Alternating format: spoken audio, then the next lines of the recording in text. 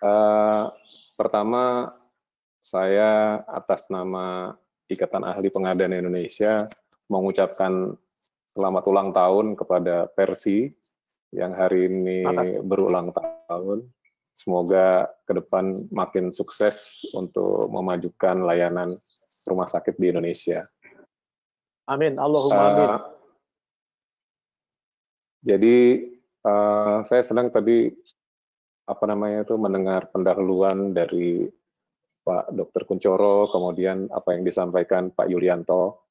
Jadi pada kesempatan ini saya dari IAPI mungkin melengkapi apa yang tadi sudah dipaparkan. Slide berikutnya, minta tolong.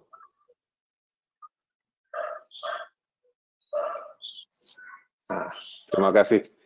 Ya, jadi tadi disampaikan mengenai value for money.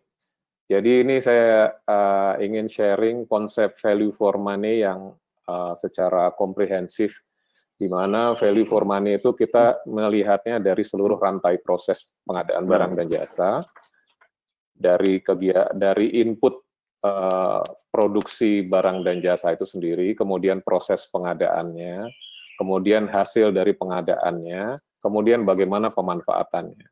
Jadi value for money di pengadaan itu biasanya kita singkat menjadi 4E.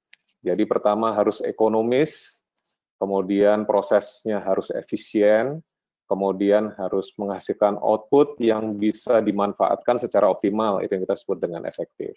Dan kesemuanya itu terlaksana dengan tatanan etika pengadaan yang sebenarnya tadi sudah disampaikan oleh Pak Yulianto dari LKPP.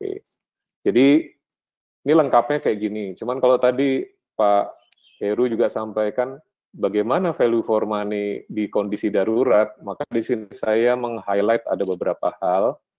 Pertama, kalau kita ngelihat di output itu kan bisa berbicara bagaimana kecepatan ketersediaan barang dan jasa, kualitas barangnya, biayanya maupun layanan. Di sini saya highlight mengenai ketersediaan dan layanan. Mungkin itu prioritas. Mungkin biaya nggak jadi prioritas.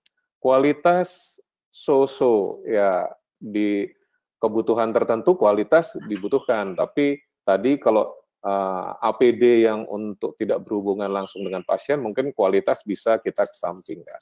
Intinya kita butuh segera dan layanannya harus baik. Kemudian di outcome-nya ya harus bermanfaat gitu. Ini sederhana saja saya menggambarkan bahwa apakah pengadaan kita ini sudah mencapai value for money ya. Value for money di darurat adalah ketersediaan layanan dan memberikan manfaat buat orang yang membutuhkan. Nah, di proses saya di sini ada 3 sebenarnya. Kita berbicara proses, best practice, SDM yang kompeten, dan teknologi. Saya di sini ingin mengangkat teknologi karena mungkin teknologi bisa membantu menyelesaikan berbagai macam permasalahan yang muncul di dalam kondisi darurat. Slide berikutnya. Nah, konteksnya adalah bagaimana kita memaksimalkan value. Memaksimalkan value itu kan bisa dengan meningkatkan kualitas, mempercepat proses, mempercepat ketersediaan, meningkatkan layanan, serta menurunkan biaya. Kembali lagi, kalau dari sini kita akan fokusnya di bagaimana kita mempercepat proses dan juga meningkatkan layanan. Nah, ini beberapa priority di dalam kita memaksimalkan value for money di dalam pengadaan dalam kondisi darurat. Slide berikutnya. Nah, ini karena judulnya tadi diminta bagaimana proses pengadaannya akuntabel dan transparan, mungkin nanti detailnya akan dibantu oleh Ibu Rita, namun prinsipnya akuntabel itu kita menjalankan sesuai dengan peraturan dan perundangan yang berlaku. Tadi sudah dijelaskan dengan gamblang oleh Pak Yulianto bagaimana proses di dalam kondisi darurat, di mana saya ngelihat spiritnya adalah sudah berusaha menyederhanakan, membuat fleksibel, sehingga tidak terlalu dipermasalahkan dalam konteks proses dan peraturannya. Jadi saya ngelihat tadi spiritnya teman-teman di LKPP sudah memfasilitasi adanya proses yang mudah, cepat, dan fleksibel. Kemudian transparansi intinya adalah menjamin adanya akses kebebasan bagi setiap orang untuk memperoleh informasi di dalam penyelenggaraan pengadaan itu. Nah, ini adalah konteksnya adalah bagaimana informasi itu tidak tertutup. Ini nanti detailnya tadi sebagian sudah oleh Pak Yulianto, mungkin nanti akan ditambahkan oleh Bu Rita. Tapi poin yang ingin saya sampaikan adalah di slide berikutnya. Nah, jadi kembali lagi, sama seperti tadi Pak Yulianto juga. Jadi sebenarnya apa masalah kita? Sekarang faktanya kebutuhan tingkat kebutuhannya, demand berkembang secara cepat dan dinamis dari waktu ke waktu, bahkan menit dan menit, yang tidak ada perencanaan sebelumnya. Jadi kalau bertanya, kita beli ini sudah ada perencanaan, ini sama sekali nggak ada perencanaannya, dan even demand-nya itu juga berkembang, dinamis, bukan perencanaan yang statis yang dibutuhkan sini. It's a dynamic planning nanti yang dibutuhkan. Kemudian yang ketiga, tingkat pasokannya juga terbatas. Tadi diceritakan, wah ini ternyata isunya bukan hanya pasokan barang jadinya, ternyata bahan bakunya juga jadi isu gitu. Nah kemudian yang menarik lagi, di sini muncul banyak stakeholder. Banyak komponen-komponen masyarakat yang sekarang berniat baik, ingin membantu, mengumpulkan dana, mereka juga mencari barang APD yang bersama-sama dengan rumah sakit mencari APD juga.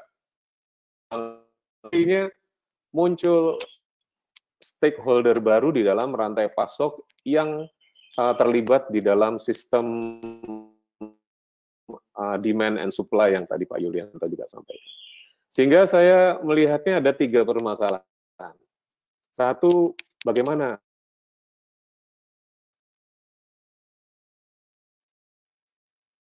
barang dan jasa darurat ini.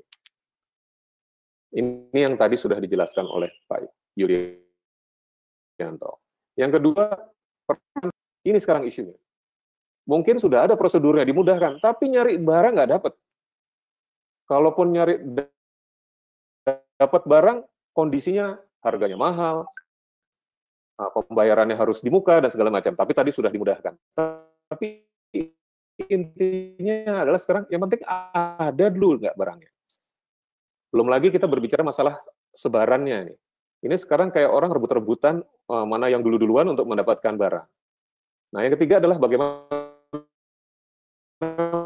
memastikan kualitas dan harganya. Beberapa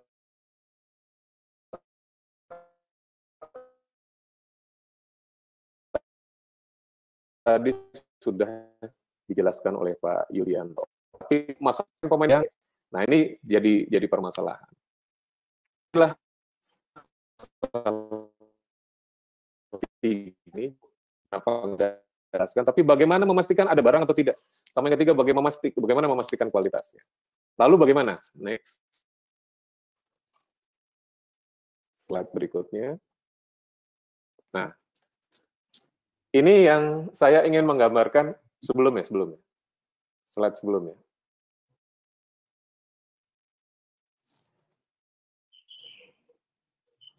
Mbak Novi bisa slide sebelumnya.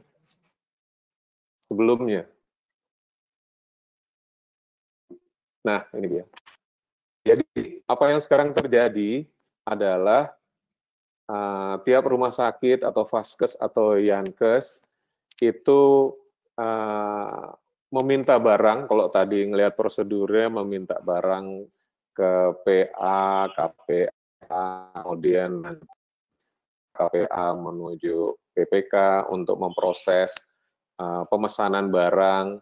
Ini yang sudah tadi dimudahkan ya, proses pemesanan sudah dimudahkan kepada supplier, kemudian dari situ supplier mengirimkan barang penyedia ke rumah sakit atau Vaskes atau Yankes. Sederhana begini, tapi yang menarik adalah sekarang di Persi ada berapa rumah sakit seluruh Indonesia, Pak ya? Ribuan saya yakin ya. Atau kalau berbicara Vaskes dan Yankes ada berapa ya seluruh Indonesia ya? Untuk puskesmas hampir 10.000. Ada berapa Pak Iru? Untuk puskesmas hampir 10.000, untuk rumah sakit 2.800 sekian. 89. Katakanlah kita berbicara rumah sakit aja. Berarti 2.800 rumah sakit saat ini itu melakukan sourcing barang, mencari barang. Tadi prosesnya udah dimudahkan, tapi sekarang langsung terjun ke pasar. Kalau ada di katalog bisa ngambil di katalog, tapi kalau nggak ada di katalog mencari sendiri nih. Dari mana nih? Dan saya ngelihat di WA grup berapa teman-teman itu WA grup udah jadi kayak pasar gitu, menawarkan barang ini, harga ini, kontaknya di sini. Ini menarik juga nih. Tapi yang terjadi sporadis, sehingga kita juga nggak bisa tahu yang beli barang itu sekarang siapa saja, kemudian suppliernya juga ke supplier yang tadi, apakah barangnya sudah layak edar atau belum, itu dan segala macam. Ini kita benar-benar blank, karena masing-masing bergerak sendiri-sendiri dengan pemahaman dan informasi yang dimiliki oleh sendiri-sendiri. Nah, ini yang sebenarnya permasalahan lain di samping tadi masalah akuntabilitas yang harus coba.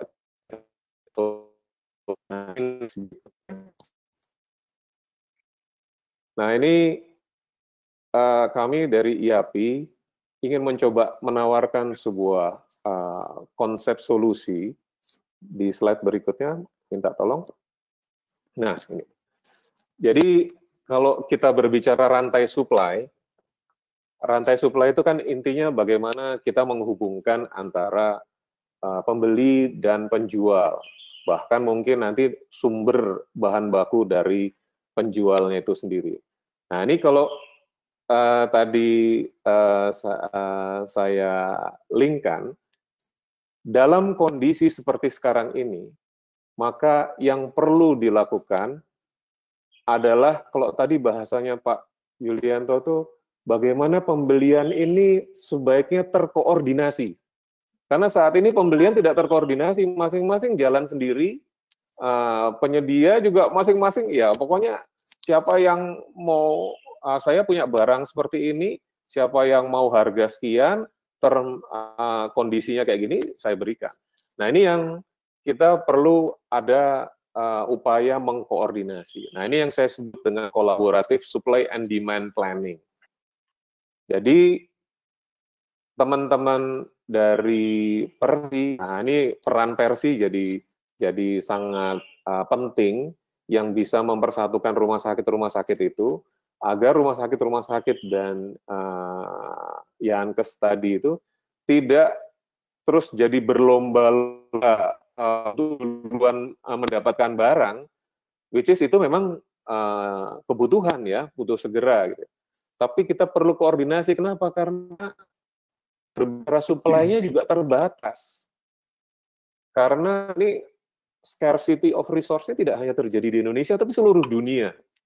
Kalau tadi ada informasi perusahaan Korea punya pabrik di Indonesia, itu sebuah informasi yang bagus. Kebetulan nih kami juga kemarin sempat berinteraksi dengan ada supplier dari pabrikan dari Korea yang minta bantuan IAPI. Saya tuh ingin membantu rumah sakit, tapi gimana caranya saya ingin menjual, tapi jangan sampai yang beli itu adalah maklar.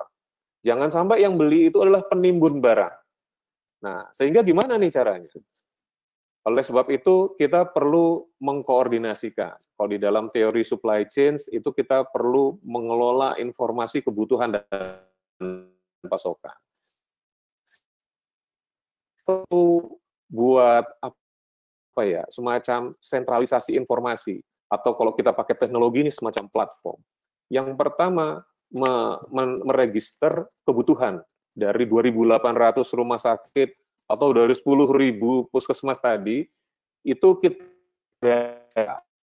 terutama untuk barang terkait sama COVID ya. Ini terutama solusi ini khususnya untuk barang ya. Mungkin kalau konstruksi, pengadaan konstruksi relatif lebih simpel. karena kalau menurut saya isu supply demand di konstruksi tidak terlalu separah dengan supply demand barang, obat, atau APD. Nah, kemudian kita juga ingin dapatkan informasi pasokan itu seperti apa. Kemudian siapa sih yang layak memasok? Sehingga kita perlu ada upaya meregister siapa yang butuh, sama meregister siapa yang layak edar, yang memang dia bisa diterima oleh para rumah sakit.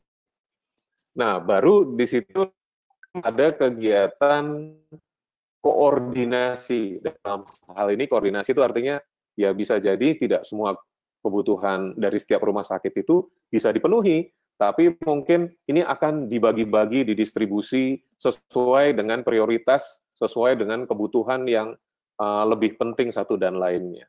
Nah, ini yang nanti mungkin peran Persi yang mungkin juga nanti bisa dibantu oleh IAPI untuk bagaimana kita mengkoordinir ini sehingga tercipta yang namanya kolaboratif supply and demand, bukan setiap rumah sakit yang 2.800 itu berlomba-lomba mencari barang di pasar yang sangat liar ini. Gitu. Nah, jadi di sini nanti akan tercipta adanya sentralisasi informasi. Kemudian kalau diperlukan juga kita bisa membuat yang namanya sentralisasi platform untuk bertransaksi, paling nggak bertransaksi jual beli di produk terkait dengan COVID ini. Yang dilakukan dengan tata kelola seperti tadi yang disampaikan oleh Pak Yulianto dari LKPP. Jadi poin utama yang ingin saya share di dalam kesempatan pagi ini adalah bagaimana sebagai upaya penciptaan nilai tambah untuk menciptakan value for money di tengah kondisi darurat. Karena di kondisi seperti ini nggak bisa kita dengan cara normal. Prosedurnya udah diberikan mudah, tapi barang nggak ada. Nah, ini gimana nih? Nah, sehingga kami mengusulkan slide. Nah, jadi yang biru ini, coordinated platform ini, ya ini yang mungkin tadi Pak Yulianto bilang sistem informasi, kami sebut sistem informasi pengadaan darurat alat kesehatan COVID-19.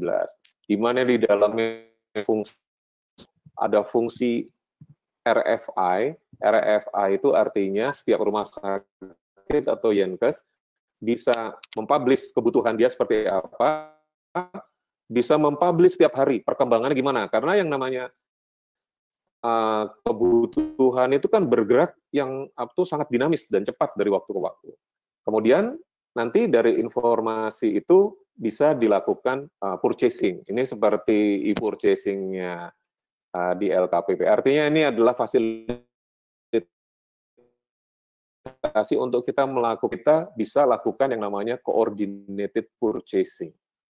Mungkin kita bisa buat layering approval, di mana di situ kita membuat skala prioritas order. Jadi misalnya ada sebuah rumah sakit membutuhkan 1.000 APD, tapi ternyata karena kondisi supply dan yang lain, dia hanya bisa dipenuhi 50%-nya, maka dia order 50%. Nah, ini perlu ada kayak task force yang membantu membuat skala prioritas order dari 2.800 rumah sakit itu.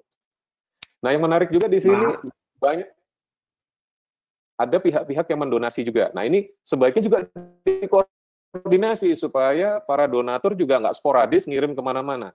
IAPI kemarin mengumpulkan dana donasi, kita juga nah, enaknya nih kalau ada sentralisasi mengenai donasi ini akan